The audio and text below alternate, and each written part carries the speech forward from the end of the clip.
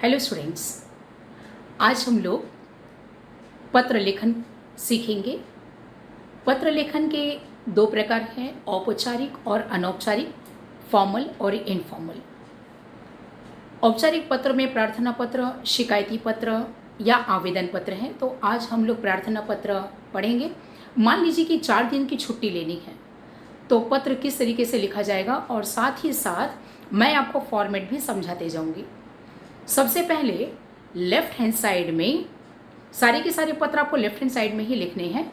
तो सबसे पहले आप लिखोगे दिनांक, जैसे यहाँ पर स्क्रीन पर मैंने दिया है दिनांक 2 अगस्त 2019। फिर उसके बाद में सेवा में श्रीमान प्रधानाचार्य जी, जिसे आप पत्र लिख रहे हो, संबोधन।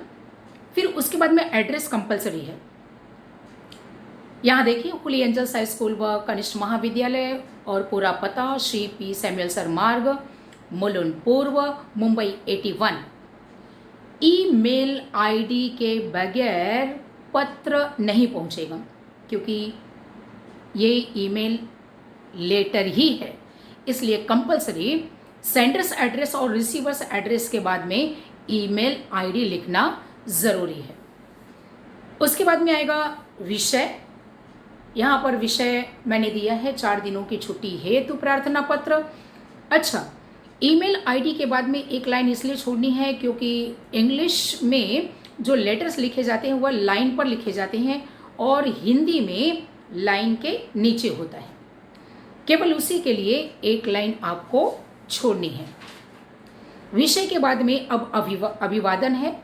संबोधन आपने बता दिया था कि किसे पत्र लिखना था, तो माननीय महोदय। उसके बाद में जो कलेवर है इस पत्र का, तो सबसे पहले परिच्छेद में आएगा कि आप कौन हैं, परिचय और पत्र लिखने का कारण। लेकिन इसमें नाम और पता नहीं होगा। जैसे मैं आपके विद्यालय कक्षा 10वीं अ का विद्यार्थी हूँ या विद्यार्थिनी हूँ।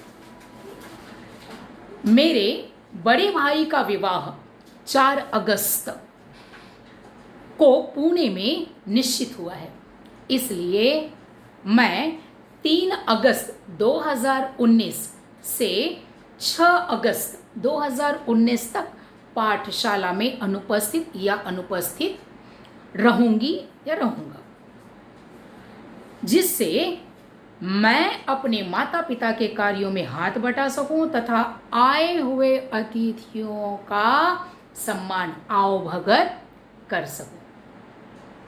यहाँ पर आपने देखा कि पहले जो परिच्छेद में केवल परिचय आएगा और कारण आएगा। अब दूसरे परिच्छेद में जो आपने कारण बताया है उसी का निवारण होगा।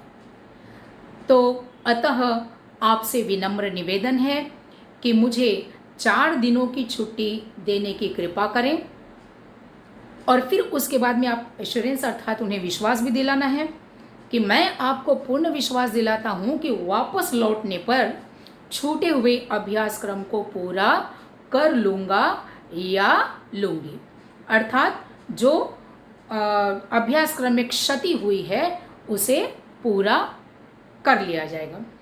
उसके बाद में चूंकि ये प्रार्थना पत्र है, इसलिए आपको बताना है कि कष्ट के लिए मैं क्षमा चाहता हूँ या चाहती हूँ। उसके बाद जो संबोधन था, आपने गुरु को पत्र लिखा, प्रिंसिपल को, तो इसीलिए आपका जो रिलेशन हो गया वो शिष्य का हो गया, गुरु शिष्य का। तो यहाँ पर आपका आज्ञाकारी शिष्य या शिष्य, उसके बाद में नाम आएगा और नाम के बाद में एड्रेस कंपलसरी है और एड्रेस के बाद में ईमेल आईडी लिखना ज़रूरी है।